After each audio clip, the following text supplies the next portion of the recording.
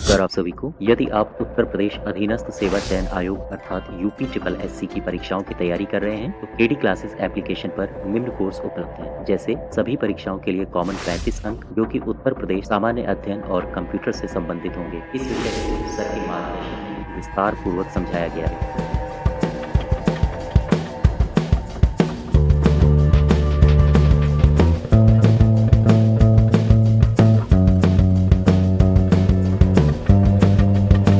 एवं ग्राम पंचायत अधिकारी के लिए मॉक टेस्ट और पंचायती राज तथा योजनाओं का बैच भी आपको हमारे एप्लीकेशन पर मिल जाएगा। इन कोर्सेज से आप जुड़ सकते हैं और अधिक जानकारी के लिए दिए गए व्हाट्सएप नंबर से संपर्क करें। धन्यवाद।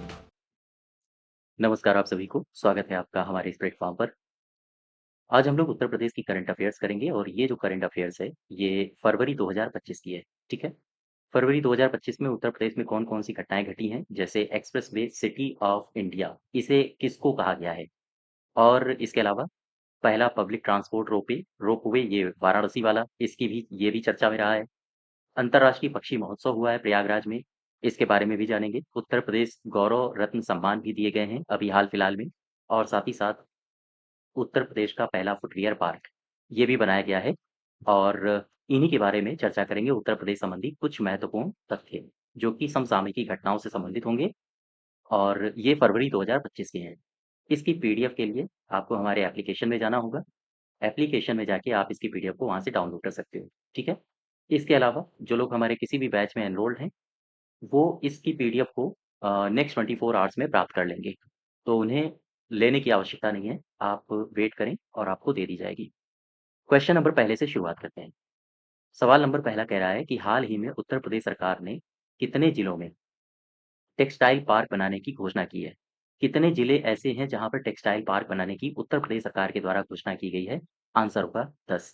अब ये जो जिले हैं, देखो ध्यान से, ये 10 जिले हैं, कहाँ-कहाँ बनेंगे? 10 नए टेक्सटाइल पार्क बनाए जाएँगे और जो निजी कंपनियाँ हैं, ये 10 पार्क 10 जिलों में स्थापित करेंगी और 10 जिले हैं कौन-कौन से? कानपुर है, बाराबंकी है, हापुड़ है, मऊ है, भदोही है, इसके अलावा संत कबीर नगर, गोरखपुर, गाज़ियाबाद, मेरठ और हरदोई। ये 10 जिले हैं, यहाँ पर टेक्सटाइल पार्क स्थापित किए जाएँगे। एक बात और ध्यान रखो, टेक्सटाइल पार्कों में लगभग 1000 इकाइयाँ स्थापित की जाएँगी और इसमें 8000 करोड़ रुपए का निवेश किया जाएगा। ठीक है? उत्तर प्रदेश सरकार ने वस्त्र परिधान उद्योग को गति देने के लिए एक नीति बनाई थी, उत्तर प्रदेश वस्त्र गारमेंटिंग नीति 2022 और 2022 से इसको लागू किया गया था। इसके सफल क्रियान्वयन के लिए बजट 2025-26 जो अभी पास हुआ है सरकार के द्वारा और अगर आपने बजट नहीं देखा है तो उसको भी मैंने आपको डिस्कस किया है। आप वहाँ से देख सकते हो और बजट की पीडीएफ भी आप हमारे एप्लीकेशन से डाउनलोड कर सकते हो। तो बजट 2025-26 में 150 करोड़ रुपए की व्यवस्था की गई है। ठीक है? नेक्स्ट देखो क्वेश्चन नंबर दूसरा, कह रहा है कि उत्तर प्रदेश के किस शहर में प्रतियोगी परीक्षाओं की तैयारी के लिए स्मार्ट क्लास और टैब लैब की शुरुआत की गई है। ये जो शहर है ये है बरेली और ये जो स्मार्ट क्लास की शुरुआत करी गई है, दरअसल ये मुख्यमंत्री अभ्युदय योजना के अंतर्गत जो गरीब बच्चे हैं, उनको निःशुल्क प्रशिक्षण देने के लिए इसको शुरू किया गया है। इसमें आप आईएएस की तैयारी कर सकते हो, पीसीएस की कर सकते हो, जेईई नीट की कर सकते हो, सीडीएस, एनडीए इन परीक्षाओं की आप तैयारी कर सकते हो। ठीक है? नेक्स्ट देखो क्वेश्चन नंबर तीसरा। तीसरे में कह रहा है कि ये जो कथन दिए गए हैं, इन पर विचार करो और इनमें सही कथन कौन-सा है, उसको आपको बताना है। सबसे पहला कह रहा है कि दीनदयाल उपाध्याय एक विश्वविद्यालय है, जो कि गोरखपुर में है और इस विश्वविद्यालय को भारत की one nation one subscription ONOS one nation one subscription यानी ओएनओएस योजना के तहत सदस्यता दी गई है। ये कथन आपका सही है। इस पहल के माध्यम से विश्वविद्यालय के छात्र, संकाय, सदस्य और शोधकर्ता अब 30 प्रमुख अंतर्राष्ट्रीय प्रकाशकों द्वारा प्रकाशित 13,000 से अधिक शोध पत्रिकाओं तक निःशुल्क डिजिटल पहुंच स्थापित कर पाएंगे। ये भी सही है। 15 अगस्त 2022 को प्रधानमंत्री ने जय अनुसंधान यानी कि ग्लोरी टू रिसर्च का विजन प्रस्तुत किया था और इसके अलावा ओएनओएस यानी वन नेशन वन सब्सक्रिप्शन योजना को 25 नवंबर 2024 से स्वीकृति मिली थी और इसे 1 जनवरी 2025 से लागू किया गया है। इसका जो पहला चरण होगा वो 2025 से 27 तक चलने वाला है। ये सारे के सारे कथन आपके सही हैं। ठीक है? नेक्स्ट देखो चौथा नंबर। चौथे नंबर में कह रहा है कि हाल ही में चर्चा में रहा बायोपॉलिमर संयंत्र, ये चर्चा में रहा है। इसके संबंध में बताइए कि ये कहाँ पर स्थापित किया जाएगा? ये स्थापित होगा लखीमपुर खीरी में। अच्छा, इसके संबंध में कुछ अन्य तथ्य भी हैं, इन पर भी आओ चर्चा कर लें। दरअसल एक चीनी मिल है बलरामपुर चीनी मिल लिमिटेड, इसने 2850 करोड़ रुपए के निवेश से कुंभी में पॉलीलैक्टिक एसिड बायोपॉलिमर विनिर्माण इकाई स्थापित करने की घोषणा की है। और ध्यान रहे, इसे 40% इक्विटी 60% ऋण के माध्यम से वित्त पोषित किया जाएगा। इसके अलावा कंपनी ने यह भी कहा है कि ये भारत का पहला ऐसा एकीकृत बायोपॉलिमर प्लांट होगा जो सिंगल यूज प्लास्टिक को बदलने में मदद करेगा। ठीक है, नेक्स्ट देखो 5वां नंबर कह रहा है कि किस तिथि को उत्तर प्रदेश के गोंडा जिले में पार्वती अर्गा, ये रामसर साइट है, इस पर विश्व आर्द्रभूमि दिवस मनाया गया है। तो किस तिथि को मनाया गया है? तो आपको पता होगा विश्व आर्द्रभूमि दिवस ये मनाया जाता है 2 फरवरी को, 2 फरवरी 2025 को। ठीक है, इसके अलावा कुछ यहाँ तथ्य दिए गए हैं, जैसे गोंडा उत्तर प्रदेश में है और इसके लिए ऐतिहासिक दिन था ये 2 फरवरी 2025। क्यों? क्योंकि केंद्रीय पर्यावरण, वन और जलवायु परिवर्तन मंत्रालय ने 2 फरवरी 2025 को पार्वती अर्गा रामसर साइट पर विश्व वेटलैंड दिवस 2025 समारोह का आयोजन किया। ये जो कार्यक्रम था, इसका उद्घाटन उत्तर प्रदेश के मुख्यमंत्री जी ने किया था और साथ ही साथ केंद्रीय पर्यावरण, वन और जलवायु परिवर्तन मंत्री राज्य मंत्री हैं ये श्री कीर्तिवर्धन सिंह ने केंद्र और राज्य सरकारों के वरिष्ठ गणमान्य व्यक्तियों की उपस्थिति में इसका उद्घाटन किया था। ठीक है? साथ ही साथ हमारे साझा भविष्य के लिए आर्द्रभूमि की रक्षा, ये इसका विषय रहा है और विषय पर चित्रकला, प्रश्नोत्तरी, नुक्कड़ नाटक, इन प्रतियोगिताओं का भी आयोजन किया गया था। ठीक है? इसके अलावा कुछ अन्य तथ्य भी दिए हैं, जैसे यहाँ आप पढ़िए, भारत में नवनिर्मित 4 रामसर स्थलों, जैसे झारखंड में उधवा झील, तमिलनाडु में तीर्थंगल और सक्करकोटई, सिक्किम में है खेचो पलरी, ये रामसर साइट हैं। इनके प्रबंधक भी यहाँ पर शामिल हुए थे और इनको भी प्रमाण पत्र दिया गया है। तो खैर, ये सारी बातें आपको याद रखने की आवश्यकता नहीं। उत्तर प्रदेश के परिप्रेक्ष्य में आप इतनी ही बातें याद रखो कि इसका उद्घाटन किसने किया था और कहाँ पर इसका उद्घाटन किया गया है उत्तर प्रदेश में। ठीक है? क्वेश्चन नंबर 6 में आ जाओ। 6 नंबर में कह रहा है कि देश का पहला public transport ropeway Uttar Pradesh के किस जिले में बनकर तैयार हो गया है? ये है वाराणसी। और आप अगर इस रोपवे का लुत्फ़ उठाना चाहते हो, तो आप वाराणसी जाइए और यहीं पर आप घूम सकते हो। नेक्स्ट देखो 7वां।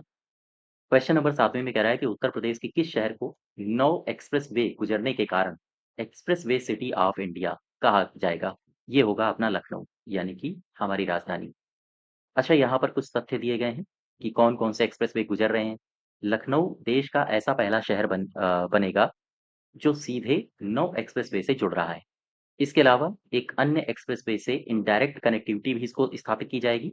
लखनऊ को अब बुंदेलखंड एक्सप्रेसवे, पूर्वांचल, आगरा-लखनऊ, कानपुर एक्सप्रेसवे के अलावा कुछ अन्य प्रस्तावित हैं, जैसे गोमती एक्सप्रेसवे से कनेक्टिविटी मिलने जा रही है। ठीक है? वर्तमान में लखनऊ से कौन-कौन से एक्सप्रेसवे गुजर रहे हैं, आओ देख लेते हैं। लखनऊ आगरा एक्सप्रेसवे 302 किलोमीटर लंबा है, 6 लेन है, लखनऊ में मोहान रोड से शुरू होता है और आगरा में जाके ये समाप्त हो जाता है। इसी प्रकार से पूर्वांचल एक्सप्रेसवे लगभग 340 किलोमीटर लंबा है, 6 लेन का है, लखनऊ में सुल्तानपुर रोड से शुरू होता है और गाजीपुर में समाप्त हो जाता है। इसके अलावा लखनऊ आउटर रिंग रोड 8 लेन का है, 108 किलोमीटर लंबा चतुर्भुज कैरिज वे और यह सड़क परियोजना पूरी होने वाली है। निर्माणाधीन कुछ एक्सप्रेसवेज़ हैं, निर्माणाधीन जैसे लखनऊ में ये कुछ एक्सप्रेसवेज़ दिए हैं, लखनऊ कानपुर एक्सप्रेसवे जिसे राष्ट्रीय एक्सप्रेसवे 6 यानी कि एनी नेशनल एक्सप्रेसवे 6 के नाम से जाना जाता है। यह एक निर्माणाधीन 62 किलोमीटर लंबा 6 लेन 6 लेन चौड़ा 8 लेन तक विस्तार योग्य यानी कि 6 लेन अभी है, इसको आगे भविष्य में 8 लेन तक किया जाएगा और 2025 तक इसको पूरा किया जाना संभावित है। लखनऊ लिंक एक्सप्रेसवे लगभग 60 किलोमीटर लंबा है, 4 लेन हैं इसमें। राज्य के 2 सबसे व्यस्त एक्सप्रेसवे आगरा लखनऊ एक्सप्रेसवे और पूर्वांचल एक्सप्रेसवे को जोड़ता है। इसके अलावा विज्ञान पथ, ये 6 लेन का है, 250 किलोमीटर की सबसे बाहरी रिंग रोड होगी इसकी, जो एससीआर के छोटे शहरों जैसे हरदोई, सीतापुर, बाराबंकी, उन्नाव, लखनऊ को जोड़ेगी। ये एससीआर क्या है? स्टेट, जैसे आपने एनसीआर का नाम सुना है? ठीक उसी तर्ज पर एससीआर बनाया जा रहा है। ठीक?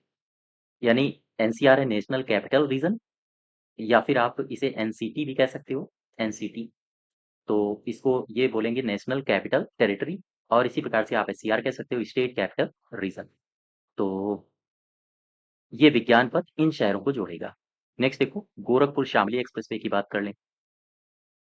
गोरखपुर शामली एक्सप्रेसवे ये गोरखपुर से लखनऊ होते हुए शामली तक 6 लेन और 700 किलोमीटर लंबा ग्रीनफील्ड एक्सप्रेसवे होगा।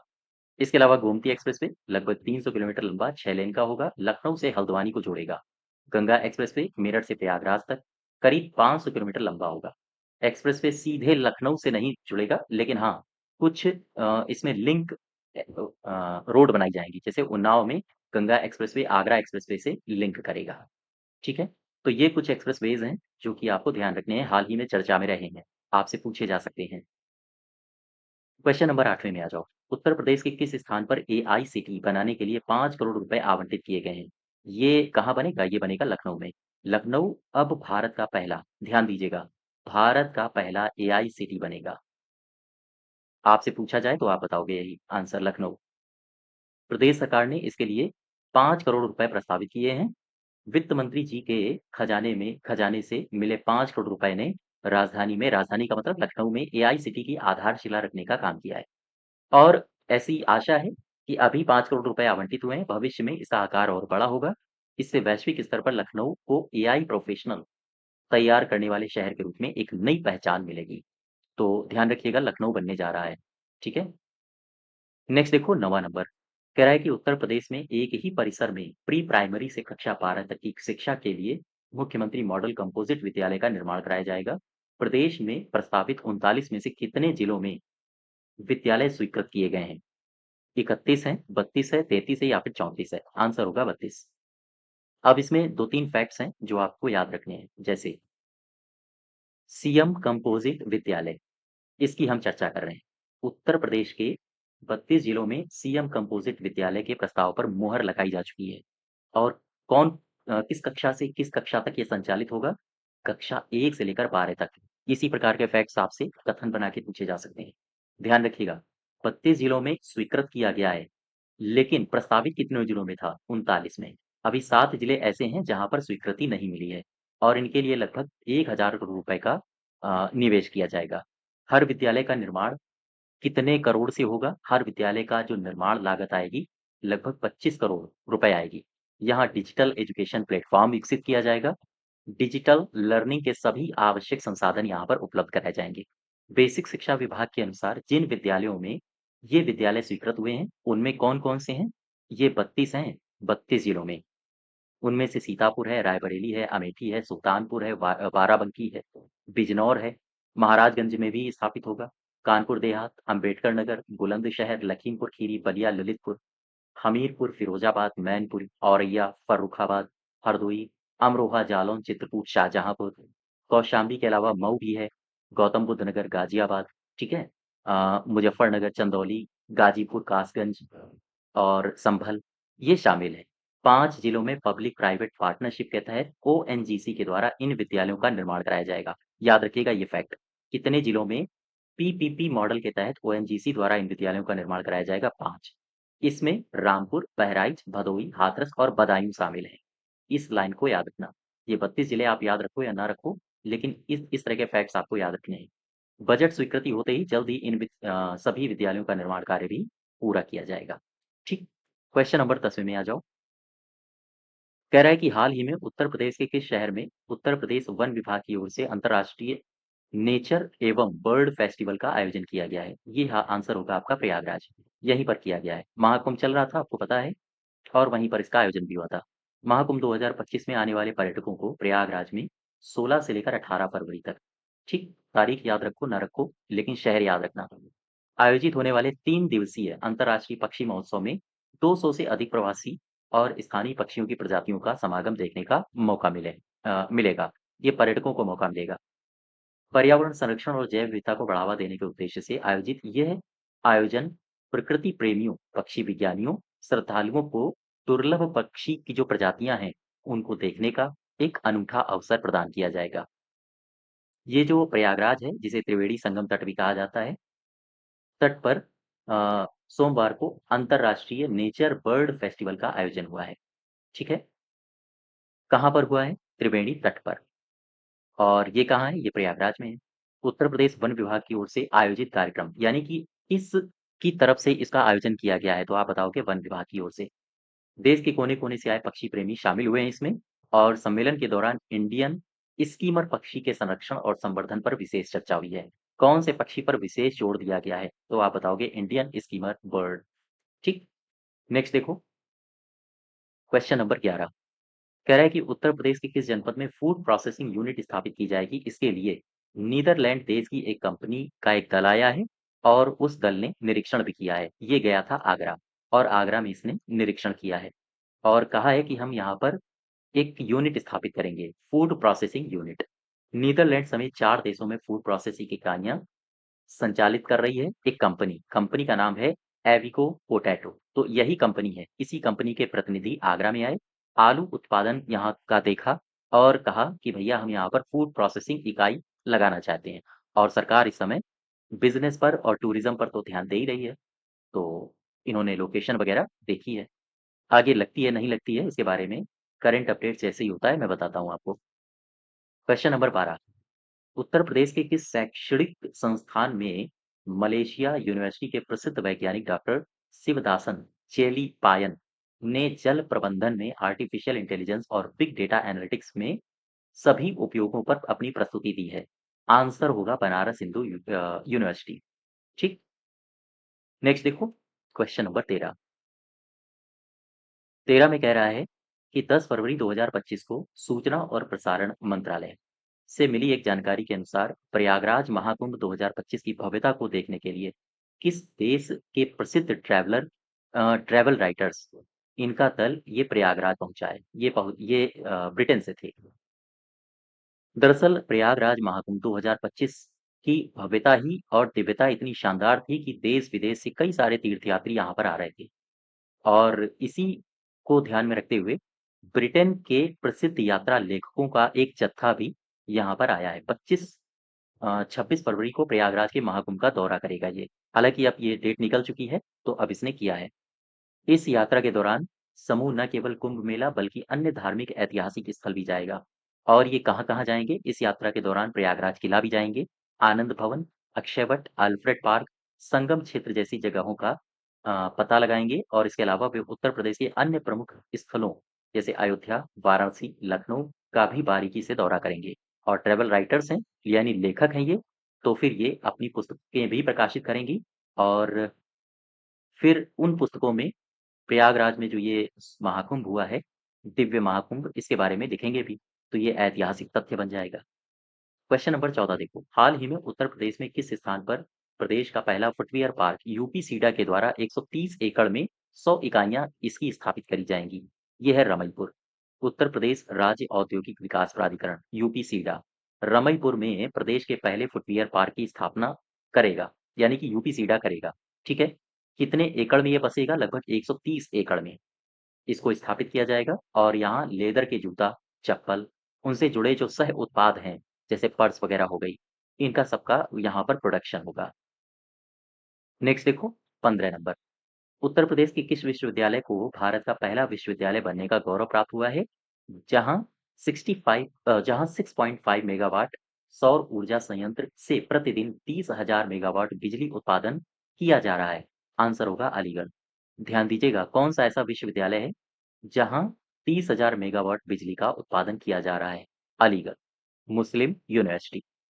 और ये जो अलीगढ़ मुस्लिम यूनिवर्सिटी है, यहाँ मुफ्त बिजली योजना में इसका योगदान देखा गया है। यही वजह है कि कैंपस में 40 बिल्डिंग और 1 मैदान में ध्यान दीजिएगा, 40 बिल्डिंग और 1 मैदान में कितने मेगावाट का पावर प्लांट लगा है? इस तरह की यूनिट्स आपके लिए महत्वपूर्ण होती हैं। 6.5 मेगावाट। और कितने यूनिट रोजाना बिजली पैदा कर रहा है ये? लगभग रोजाना 30,000 यूनिट बिजली पैदा कर रहा है। एएमयू प्रशासन का कहना है कि सबसे ज़्यादा सोलर एनर्जी पैदा करने वाला एएमयू भारत का पहला विश्वविद्यालय बन गया है। ठीक है? तो ये भी तथ्य आप याद रखो। एएमयू देश का एकमात्र विश्वविद्यालय है जिसके पास सबसे बड़ी ऊर्जा उत्पादन प्रणाली है, जिसमें 6.5 मेगावाट सौर ऊर्जा प्लांट लगा हुआ है, जो तकरीबन 30,000 यूनिट प्रतिदिन बनाता है। यूनिवर्सिटी कैंपस में 40 बिल्डिंग और एक बड़े मैदान में सोलर प्लांट लगे हुए हैं, जिनकी मदद से लगभग यूनिवर्सिटी की कुल बिजली का 40% बिजली पैदा की जाती है। तो ये कुछ तथ्य हैं। पहला तथ्य, दूसरा तथ्य, ये तीसरा तथ्य हो गया और ये हो गया चौथा फैक्ट। ठीक, इस तरह से आपको फैक्ट्स निकालने हैं और आपको याद कर लेना है। कौन-सा यूनिवर्सिटी है? ये है 5वां फैक्ट। बस ये 5 फैक्ट्स हैं आपके लिए महत्वपूर्ण। नेक्स्ट देखो, क्वेश्चन नंबर 16 कह रहा है कि वाराणसी के लालपुर स्टेडियम में आयोजित सीनियर महिला कुश्ती प्रतियोगिता में कौन-सा जिला विजेता रहा है? आंसर होगा वाराणसी। कानपुर और मुरादाबाद को क्रमशः इसमें दूसरा स्थान मिला है और तीसरा स्थान मिला है।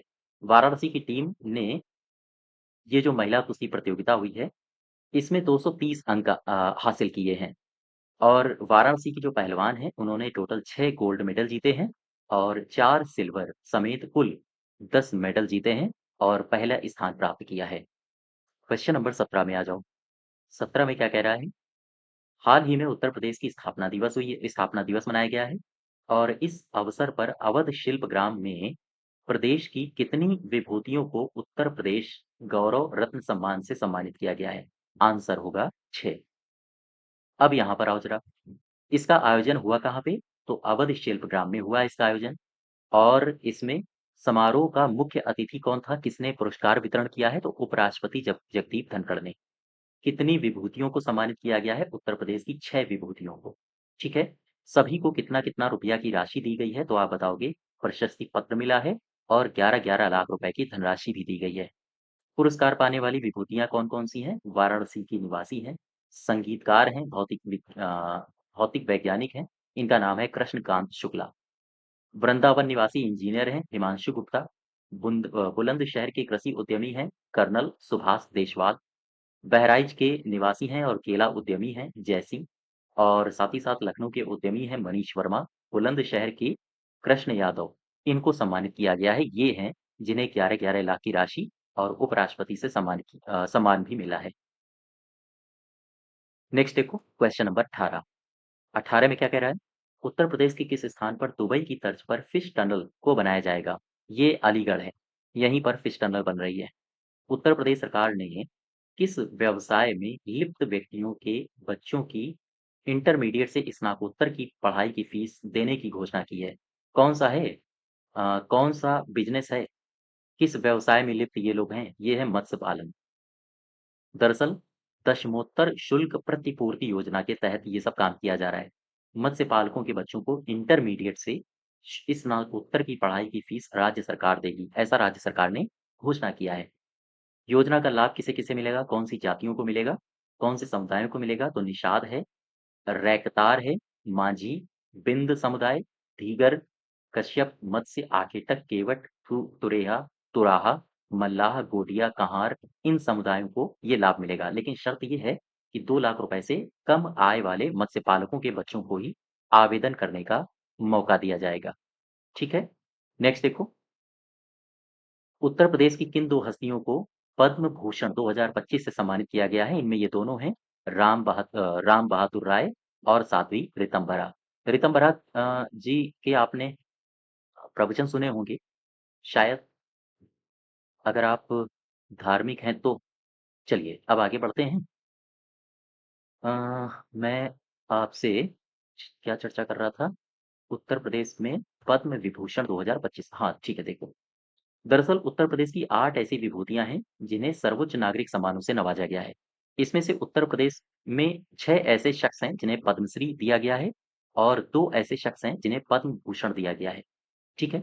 और ये इन्हें किस क्षेत्रों में मिला है? विज्ञान के क्षेत्र में अच्छा काम करने के लिए, साहित्य, शिक्षा, समाज सेवा, कला, खेल, चिकित्सा आदि क्षेत्रों में अपना अच्छा योगदान देने के लिए और देश का चूँकि गौरव बढ़ाया है इन्होंने, इसी वजह से इनको सम्मानित किया गया है। इसमें आशुतोष शर्मा हैं, गणेश्वर शास्त्री हैं, इसके अलावा हृदय नारायण दीक्षित का नाम आपने सुना होगा, ये पूर्व विधानसभा के अध्यक्ष भी रहे हैं। सोनिया नित्यानंद हैं और ये हैं श्री नारायण उर्फ भुलई भाई और खेल के क्षेत्र में सत्यपाल सिंह को मिला है ये पुरस्कार। वहीं अगर पद्म भूषण की बात करें तो 2 लोगों को, पत्रकारिता के क्षेत्र में राम बहादुर को और समाज सेवा के क्षेत्र में साध्वी ऋतंभरा को सम्मानित किया गया है। ठीक है? नेक्स्ट देखो, क्वेश्चन नंबर 21। 24 जनवरी 2025 को उत्तर प्रदेश ने कौन-सा स्थापना दिवस मनाया है? ये है 76, यानी उत्तर प्रदेश ने अपना 76वां स्थापना दिवस मनाया है। इसके अलावा थोड़ा-सा हम इसमें 2-3 फैक्ट्स आपको बता दें। 21 से लेकर 24 जनवरी 2025 को उत्तर प्रदेश ने अपना 76वां स्थापना दिवस मनाया है। स्थिति ये है कि अगर आपसे पूछे कि वर्ष 2025 में ये जो आयोजन हुआ है, इसका थीम क्या है? तो क्या बताओगे आप? थीम है विकास व विरासत प्रगति पथ पर उत्तर प्रदेश। और ये जो उत्तर प्रदेश दिवस मनाने की शुरुआत हुई थी, वो 2018 से हुई थी। 3 दिनों तक ये मनाया जाता है, 3 दिनों तक।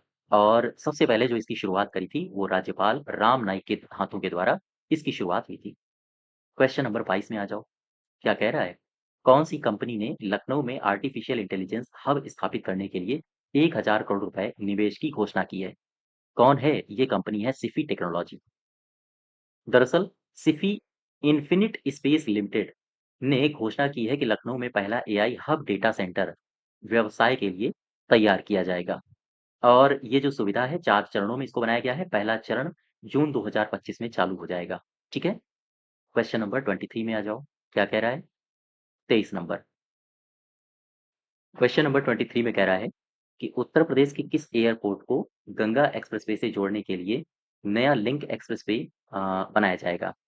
ये कौन-सा एयरपोर्ट है जिसे गंगा एक्सप्रेसवे से जोड़ने के लिए नया लिंक एक्सप्रेसवे बनाया जाएगा? तो ये है जेवर एयरपोर्ट। ठीक है? उत्तर प्रदेश के किस एयरपोर्ट को गंगा एक्सप्रेसवे से जोड़ने के लिए नया लिंक एक्सप्रेसवे बनाया जाएगा? आंसर होगा जेवर। अब यहाँ पर आओ जरा, जेवर से संबंधित कुछ महत्वपूर्ण बातें हैं। इस लिंक एक्सप्रेसवे से संबंधित उनको देख लेते हैं। गंगा एक्सप्रेसवे को जेवर एयरपोर्ट से जोड़ने के लिए बुलंदशहर होते हुए लगभग 76 किलोमीटर लंबा होगा ये लिंक एक्सप्रेसवे, इसको बनाया जाएगा। ठीक? सरकार ने इस परियोजना के लिए 1000 करोड़ रुपए प्रस्तावित किए हैं और ये जो लिंक एक्सप्रेसवे है 24 किलोमीटर पहले यमुना एक्सप्रेसवे से जुड़ेगा। पूरी परियोजना की जो अनुमानित लागत है वो 4415 करोड़ रुपए है, लेकिन अभी हाल-फिलहाल में इसमें 1000 करोड़ रुपए आवंटित कर दिए गए हैं और पूरी परियोजना के लिए इतना रुपया लगेगा। क्वेश्चन नंबर 24 में देखो, 24 में क्या कह रहा है? निम्नलिखित कथनों पर विचार करो और सही कथन की पहचान करो। फरवरी 2025 में मुख्यमंत्री जी ने लखीमपुर खीरी में 4500 करोड़ रुपए की लागत वाली 373 परियोजनाओं का उद्घाटन किया है। क्या ये सही है? हाँ, सही है। गोला गोकर्णनाथ शिव मंदिर कॉरिडोर के निर्माण के लिए 69.14 करोड़ रुपए की लागत से ये बनाया जाएगा, ये कॉरिडोर बनाया जाएगा। कौन-सा कॉरिडोर है ये? गोला गोकर्णनाथ शिव मंदिर कॉरिडोर। इसके लिए इतना रुपया यानी 69.14 करोड़ रुपए आवंटित किए गए हैं। ठीक? इसके अलावा नया मेडिकल कॉलेज बनाया जाएगा और उसके लिए जो लागत आएगी लगभग 288.71 करोड़ रुपए आएगी। सारे के सारे कथन आपके सही हैं। नेक्स्ट देखो 25 नंबर, 25 में क्या कह रहा है? उत्तर प्रदेश के किस शहर में काशी तमिल संगमम 2025 का आयोजन हुआ? काशी तमिल संगमम आयोजन कहाँ होगा? काशी में। काशी कहाँ है? वाराणसी। अच्छा, अब यहाँ पर आओ ज़रा, इसमें कुछ ये फैक्ट्स दिए गए हैं, जैसे काशी तमिल संगमम 3.0 यानी ये तीसरा संगम है। 15 से लेकर 24 फरवरी 2025 तक उत्तर प्रदेश के वाराणसी में होगा। ठीक? यानी कि हो चुका है।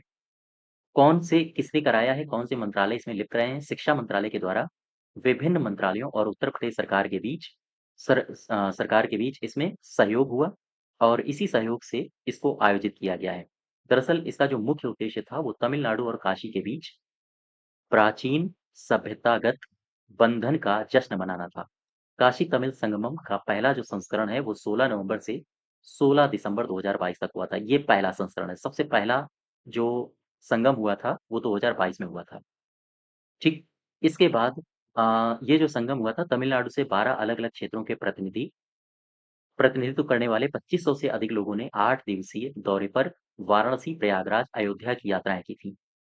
जिसके दौरान उन्हें वाराणसी और उसके आस-पास के जीवन के पहलुओं के बारे में अनुभव भी हुआ था। ठीक है? इसके अलावा दूसरा जो संस्करण हुआ था, वो हुआ था 2023 में। पहला संस्करण कब हुआ? 2022 में। दूसरा कब हुआ? 2023 में। ठीक? और ये भी कहाँ हुआ? वाराणसी के नमो घाट पर इसको आयोजित किया गया। बस इतनी सी बातें हैं जो आप याद रखोगे। और एक खास बात, इसका जो दूसरे का उद्घाटन किया था, वो वाराणसी में प्रधानमंत्री जी ने किया था। और अब फरवरी 2025 में काशी तमिल संगमम 3.0 हो रहा है। ठीक है? दरअसल ऋषि से कि विरासत को उजागर करने और विविध प्रतिनिधियों को एक साथ लाकर यह पहल भारत की समृद्ध विरासत के बंधन को और मजबूत करती है। तो खैर, आप केवल और केवल इतना याद रखो, ये जो काशी तमिल संगमम के आयोजन हो रहे हैं, इसका ये तीसरा संस्करण था। पहला आयोजन कहाँ हुआ, दूसरा आयोजन कहाँ हुआ, तीसरा आयोजन कहाँ हुआ? बस ये 3 फैक्ट्स आपको याद रखने हैं, ठीक है? क्वेश्चन नंबर 26 देखो, हाल ही में उत्तर प्रदेश सरकार ने विधानसभा की कार्यवाही हिंदी भाषा के साथ-साथ अन्य भाषाओं में भी उपलब्ध कराने का निर्णय लिया है। ये है ब्रज, भोजपुरी, बुंदेली, अंग्रेजी, सभी भाषाओं में उपलब्ध होगी। अच्छा, इसके अलावा कुछ अन्य तथ्य भी दिए हैं। उत्तर प्रदेश विधानसभा में अब सदस्य जो अपनी बात है, वो अवधी, भोजपुरी, बुंदेली, ब्रज जैसी क्षेत्रीय भाषाओं में भी रख सकते हैं। विधानसभा अध्यक्ष की नई पहल के तहत इन भाषाओं में कही गई बातों का अनुवाद कराया जाएगा, जिससे क्षेत्रीय भाषाओं को बढ़ावा मिलेगा। जनप्रतिनिधियों को अपनी बात अधिक प्रभावी ढंग से कहने का इसमें अवसर भी दिया जाएगा। क्वेश्चन नंबर 27 देखो, उत्तर प्रदेश के किस शहर में हस्तशिल्प, रंग, रसायन, परिधान प्रौद्योगिकी पर प्रदर्शनी आयोजित अ, किस शहर में प्रदर्शनी आयोजित होगी? जस्ट वेट, फिर से पढ़ो। उत्तर प्रदेश के किस शहर में हस्तशिल्प, रंग, रसायन, परिधान प्रौद्योगिकी पर प्रदर्शनी का आयोजन हुआ है? कौन सा ऐसा शहर है जहाँ पर आयोजन हुआ है? आंसर होगा ग्रेटर नोएडा। अच्छा, अब यहाँ पर देखो, दरअसल ग्रेटर नोएडा में India expo centre and mart में रंग रसायन तथा प्रदर्शनी, रंग रसायन तथा अन्य क्षेत्रों में, ये क्षेत्र कौन से हैं? यहाँ पर रसायन और परिधान प्रौद्योगिकी पर प्रदर्शनी का आयोजन किया गया है। इसमें आयोजित कार्यक्रम 4 प्रमुख विषयों पर केंद्रित हैं। कौन-कौन सी ये 4 प्रमुख विषय हैं? Garment, technology expo, Dyechem World Bharat Tex और इसके अलावा हस्त निर्मित उत्पाद प्रदर्शनी, इंडिया सोर्सिंग कॉन्क्लेव। इन 4 प्रमुख विषयों पर ये प्रदर्शनी केंद्रित थी। इसके अलावा क्वेश्चन नंबर 28 में आ जाओ। कह रहा है कि गणतंत्र दिवस के अवसर पर उत्तर प्रदेश की झांकी को पीपुल्स चॉइस कैटेगरी में कौन सा पुरस्कार दिया गया है? आप बताओगे पहला, ठीक है? और ये जो पुरस्कार मिला है, उत्तर प्रदेश की जो झांकी थी वो किस पर आधारित थी? तो आप बताओगे महाकुंभ की थीम पर इसका ये आधारित थी और इसमें महाकुंभ 2025 के स्वर्णिम भारत और विरासत और विकास को दर्शाया गया था। 2025 का जो सबसे महत्वपूर्ण आयोजन था महाकुंभ, आध्यात्म धरोहर और विकास और डिजिटल प्रगति का संगम था, ठीक है? इस झांकी के केंद्र में भी यही रहा है ट्रैक्टर, उसके आगे अमृत कलश था और आगे झुकी हुई भव्य प्रतिकृति इसमें दर्शाई गई थी। साथ ही साथ शंखनाद, आचमन, यानी कुल मिला के जो महाकुंभ की परंपराएँ थीं, उसके जो सिंबल्स थे, उनको दर्शाया गया था। जैसे शंखनाद करता हुआ व्यक्ति, आचमन, साधना करते साधु संत, संगम में डुबकी लगाते श्रद्धालु इनको दर्शाया गया था। इसके अलावा गुजरात की जो झाँकी थी, उसमें पीएम मोदी के जन्म स्थान वडनगर को दर्शाया गया था। तो ये कुछ तथ्य हैं, जो आप याद रखोगे। ख़ास तौर से उत्तर प्रदेश के संबंध में ही याद रखना। उत्तर प्रदेश की झाँकी को कौन-सा स्थान मिला है? आप बताओगे पहला। नेक्स्ट देखो 29, उत्तर प्रदेश के किस शहर के छात्र ने एक क्षुद्र ग्रह खोजा है? ये नोएडा का छात्र है। दरअसल शिव नादर स्कूल के कक्षा 9 का छात्र है, जिसका नाम है दक्ष मलिक। इसने एक एस्टेरॉयड खोजा है और ये जो एस्टेरॉयड खोजा है, इसे नासा ने अपनी मान्यता दे दी है। इस एस्टेरॉयड का नाम है 2023 OG40, ठीक? क्वेश्चन नंबर 30 में आ जाओ।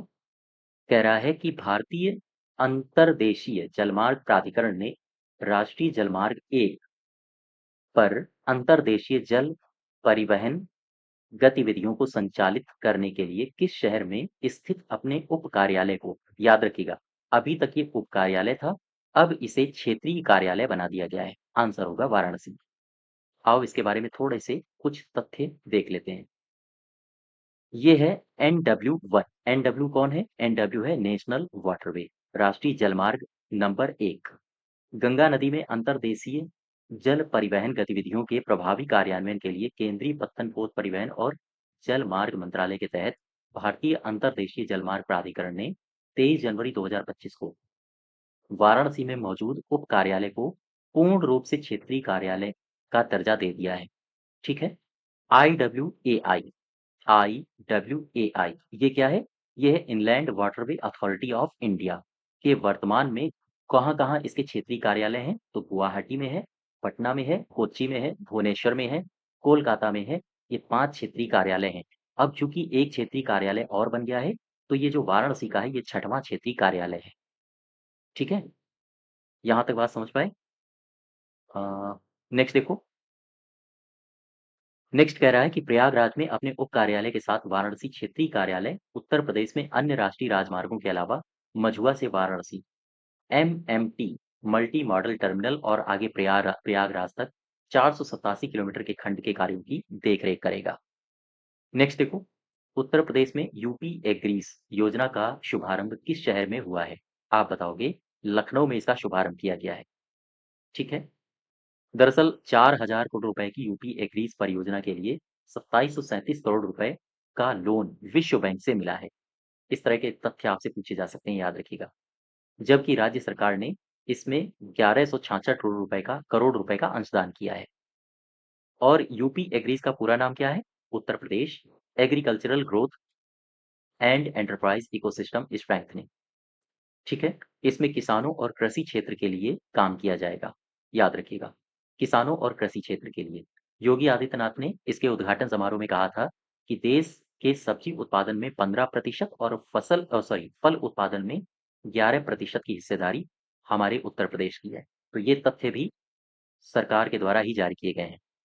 उत्तर प्रदेश में क्वेश्चन नंबर 32 देखो, उत्तर प्रदेश में किस स्थान पर रडार बनाने की फैक्ट्री लगाई गई है?